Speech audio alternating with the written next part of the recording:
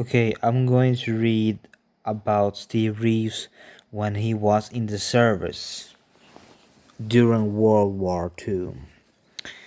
In June of 1945, I contracted malaria and had 7 very severe attacks of it during the next 7 months, which resulted in my weight dropping from 203 to 175 pounds.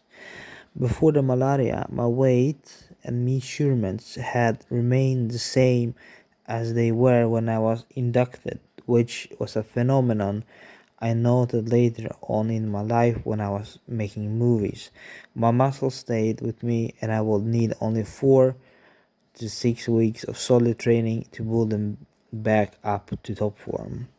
After 2 months of malaria, I was transferred to the Quartermaster Corps, and in September of 1945 I was sent to Japan as part of the occupation troops. During my long illness, I had no chance whatsoever to train with weights, and sick as I was, had very little incentive.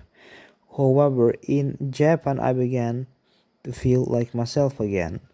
With the war now over and with a new lease on life, I decided to do something about my physique once more. I found a Japanese interpreter who took me to a foundry. There I designed and gave instructions for construction of a 20-10 pound barbell set, for which I paid $100 American.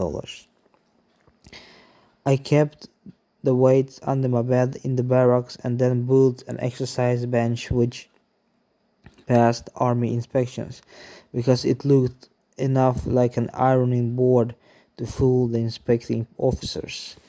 Actually, the bench was often used as an ironing board, so it proved to be a success both ways.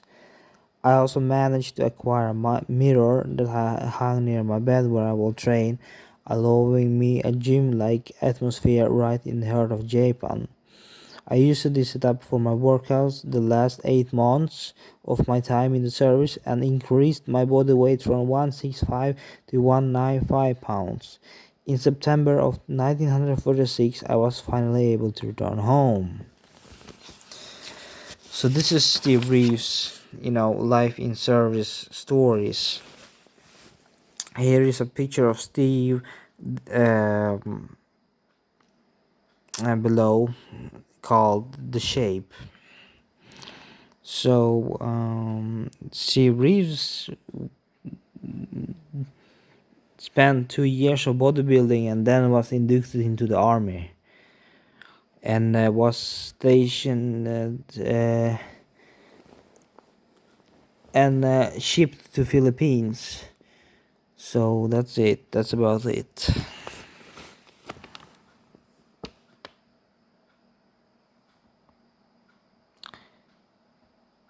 Oh, it's a really, really great story.